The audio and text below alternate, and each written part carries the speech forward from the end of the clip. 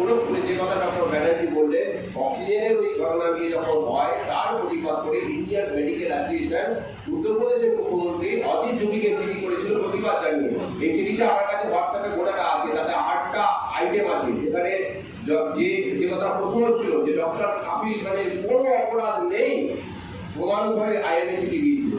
অদ্ভুত চিন্তা করুন, এই মধ্যে গঙ্গায় কিছু জল হয়তো হয়ে গেছে, কিন্তু আজকে আইএমএ এত বড় কোনো অপরাধ ছাড়াই জামিয়া মিলিয়া বিশ্ববিদ্যালয়ের ভেতরে কি কথা বলেছেন তারও কোনো প্রমাণ নেই, কিন্তু ওটাকে গ্রেপ্তার করে রেখে দিয়েছে এবং মন্ত্রী বলছে যে লোকটাকে আমাদের মেরে ফেলবে।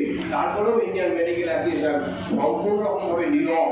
তার মানে কি আতঙ্ক কাজ করছে, যে কথা বাজাজ বলেছিলেন শিল্পপতিদের সম্মেলনে যে আতঙ্কে শিল্পপতিরা মুখ খুলতে পারছে না, আমরা বলছি আজকে সেই প্রতি তৈরি করা হচ্ছে যাতে আতঙ্কের কোনো মানুষই মুখ খুলতে না হয়। তাসকিন ফাতিমা একটু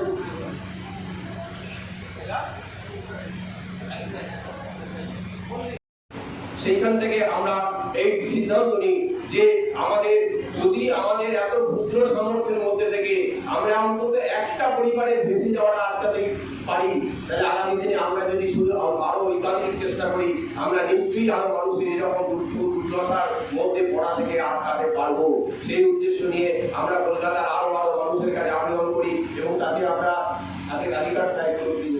আমরা দেখবেন ওই যে নেক্সট সাইড আমরা কাশ্মীরি সার্ভিকেটরা বাচ্চাকে যে আক্রান্ত হয়েছিলেন তাদের বাড়ি আমরা চলে গেছি। आप लोगों पर गोली मारो जैसा नारा दे रहे हैं, क्या इससे नेशन को खतरा नहीं है? आप दिल्ली के राइट्स को ले लीजिए।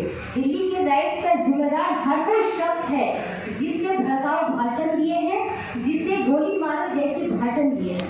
तो क्या ये पूरी नेशन, पूरे हिंदुस्तान के कौम के लिए, हिंदुस्तानियों के लिए ये खतरा नहीं है? तो इन पर एनएसए क्यों लगी? डॉक्टर कफील खान पर एनएसए लगा है। तो इस मंच से हम सरकार को यही बताना चाहते हैं कि आपके सियासी हथकंडों और आप अपनी सियासत को चमकाने के लिए आप जिस तरह लॉ एंड ऑर्डर का और इनजस्टिस कर रहे हैं, ये हिंदुस्तान की आवाम बर्दाश्त नहीं करेगी। हिंदुस्तान की आवाम को कतई बर्दाश्त नहीं है कि आप उनको कम्युनिटीज में, आप उसको रिलीजन्स में बांट करके उसको टुकड़े टुकड़े करके आप उनको मारें। नहीं, हमारा बिलीव है डाइवर्सिटी